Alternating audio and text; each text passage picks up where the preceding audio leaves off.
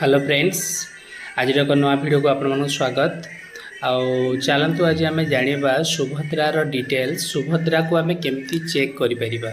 सब लोग पचारुचंदी सुभद्रा आम केमी पेमेंट आसना ना केमी चेक करूँ कौन करूँ डिटेल्स मैंने जापर ना जहाँफल आज भिडटी आम चेक करवा सुभद्रा को आम केमी चेक करिपरिबा। आमर अकाउंट डिटेल केमी देखा आम केमी पेमेंट आमर होना ना आसी ना ना एवरीथिंग आम जापर भिडियो रे। तो चलते भिडियोटी को स्टार्ट करवा। तो बर्तमान आप देखिपे स्क्रीन रे मु टाइप कली subhadra.odisha.gov.in देन तापर सर्च क्लिक कली। क्लिक कला परे एमती आपको पोर्टाल खोलीदेव। आपण मैंने देखिपे पोर्टाल टी खोलीगला सुभद्रा घरे घरे सुभद्रार डिटेल आसी जाऊँगी। तो ये आप गोटे ऑप्शन अच्छी देखूँ ये गोटे ऑप्शन अच्छी आपणकर आवेदन स्थिति आपड़ देखिपे स्क्रीन रे आवेदन स्थिति बोली जो ऑप्शन टी अच्छी ये आप कौन करेंगे क्लिक करेंगे। ये आप क्लिक कलापर आपन को प्रथम सी कौन मांग आधार नंबर टी मांग। प्रथमे आप आधार नंबर फिल करेंगे। मु जनकर आधार नंबर फिल करके देखुची। चलो देखा बस आधार नंबर टी मु फिल करदेली। आधार नंबर फिल कर सारा जो बॉक्स अच्छी ये बॉक्स रे हमें टिक मार्क करवा। मु ओटीपी माध्यम आधारित प्रमाणीकरण प्रणाली सहित निजक प्रमाणीकरण मोर सम्मति प्रदान करुँची। देन तापर आम लॉगिन करवा। देखिए लॉगिन ऑप्शन अच्छी ये लॉगिन रे क्लिक कली। लॉगिन हो गला। लॉगिन है पर गोटे ओटीपी आपंकर मोबाइल नंबर को आधार रे जो नंबर देते से नंबर को गोटे ओटीपी जीव। तो ओटीपीटा बर्तमान आम देखा ओटीपी फिल कलापर ओटीपी सहित जांच करंतु बोली जो देछि मुझे क्लिक करी। बस क्लिक है ये देखो आप डिटेल खोलीगला। आपणकर संपूर्ण नाम आपणकर जो आवेदन सीरियल नंबर आधार नंबर जन्म तारीख और आवेदन तारीख केबे आपण अप्लाई करथिले एवरीथिंग आपणकर पळे आसिला। आ एठी आपण देखि परुतबे एठी आपण देखि परुतबे ई केवाईसी स्थिति मध्य कंप्लीट अछि। ई केवाईसी प्रकार बायोमेट्रिक मध्य कंप्लीट अछि। स्वीकृति स्थिति अप्रूव अछि। आ पेमेंट स्थिति सक्सेसफुल डिसबर्स्ड माने आपण को पेमेंट ऑलरेडी मिली सारछि। बैंक खाता नंबर जोटा आपनकर अकाउंट नंबर आपण देखि परुतबे अकाउंट नंबर डिटेल मध्य शो कर दोछि। पेमेंट तारीख को दिन आपन को पेमेंट मिलला तारी डेट मध्य पे मेंशन अच्छी।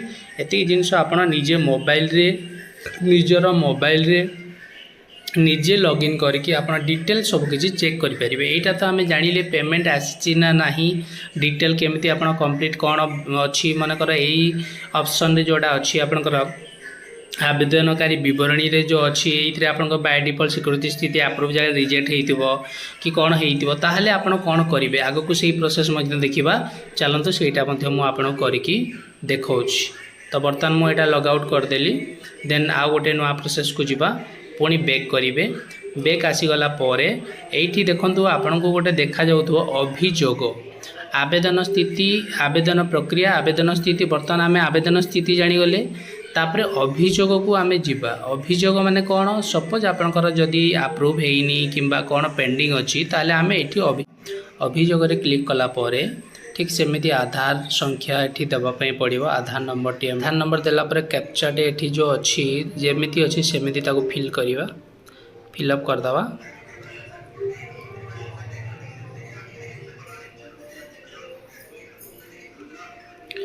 तापर ये जो टिक मार्क बॉक्स अच्छी टिक मार्क रे क्लिक करके लॉगिन करवा। बस लॉगिन कलापर ओटीपी टी ऑलरेडी देखो ओटीपी जाइए ऑलरेडी जो मोबाइल नंबर आपनकर आधार अच्छी से को पलैछि। बर्तमान आम ओटीपी टी फिलअप करवा।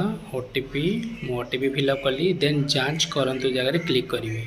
बस जांच करंतु जगह क्लिक कलापर संगे संगे खोलीजिव। आपन देखिपे ऑलरेडी खोलीगला।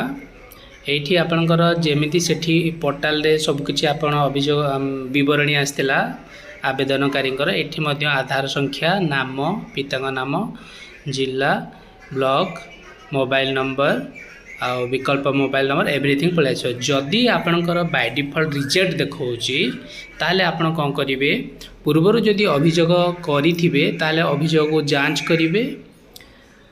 तांकर कौन सी यांकर कौन सी अभियोग आगु ना जदि अभियोग किसी करने चाहूँगी ताहले आपण अभियोग दाखल करंतु जगह प्रथम ऑप्शन रे क्लिक करेंगे। अभियोग दाखल ऑप्शन रे क्लिक कले मु जूम करके देखो अभियोग दाखल रे क्लिक कले।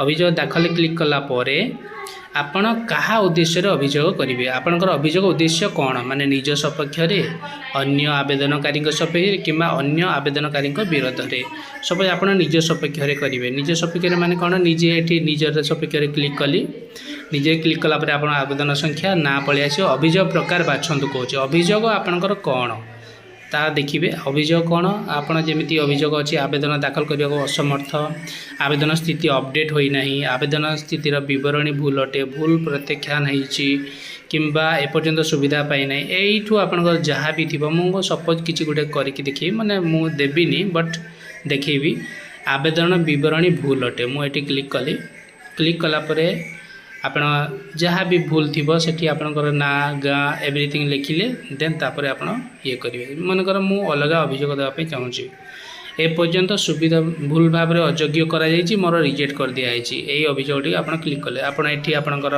ସୁଭଦ୍ରାର ନମ୍ବର ଆପ୍ଲିକେସନ୍ ନମ୍ବର ଲେଖିବେ ଆଉ ଓଡ଼ିଆରେ ଟାଇପ୍ କରିବେ 25ଟି ଅକ୍ଷରରେ ଯେ ମୋର ଏୟା ହେଇଛି ଆଉ ମୁଁ ଏଇଥିପାଇଁ ମୋର ରିଜେକ୍ଟ ହେଇଛି କହିବେ ଆଉ ଯାହା ବି ଆପଣଙ୍କ ପାଖରେ କିଛି ଦସ୍ତା ଅଛି କିମ୍ବା ପ୍ରୁଫ୍ ଅଛି ତାକୁ ଏଠି ଲୋଡ଼ କରିକି ଦାଖଲ ଜାଗାରେ କ୍ଲିକ୍ କରିଦେଲେ ତାହା ସବମିଟ୍ ହେଇଯିବ ଏବଂ ସବମିଟ୍ ହେଇଗଲା ପରେ ତା ପରବର୍ତ୍ତୀରେ ତା ଉପରେ ଆକ୍ସନ୍ ନିଆଯିବ ଆଉ ସେଇଟାକୁ ପୁନଃ ବିଚାରକୁ ନିଆଯିବ ଏଇଟା ଥିଲା ଆଜିର ଭିଡ଼ିଓଟି ଯଦି ଭିଡ଼ିଓଟି ଭଲ ଲାଗୁଛି ଲାଇକ୍ କରନ୍ତୁ ସବସ୍କ୍ରାଇବ୍ କରିବାକୁ ଜମା ବି ଭୁଲନ୍ତୁ ନାହିଁ ସବସ୍କ୍ରାଇବ୍ ମଧ୍ୟ କେମିତି କରନ୍ତି ମୁଁ ନେକ୍ସଟ ଭିଡ଼ିଓରେ ଆପଣଙ୍କୁ ବତେଇଦେବି ଆଉ ଆପଣମାନେ ଯଦି ନୂଆ ଅଛନ୍ତି ନୂଆ ଦେଖୁଛନ୍ତି ତାହେଲେ ଭିଡ଼ିଓଟିକୁ ଲାଇକ୍ କରନ୍ତୁ ସେୟାର କରନ୍ତୁ କମେଣ୍ଟ କରନ୍ତୁ ଆଉ ସବସ୍କ୍ରାଇବ୍ କରିବାକୁ ବେଲ୍ ଆଇକନ୍ ବଟନ୍ ଆଉ ସବସ୍କ୍ରାଇବ୍ କରିବାକୁ ଜମା ଭୁଲନ୍ତୁ ନାହିଁ ଧନ୍ୟବାଦ ନମସ୍କାର।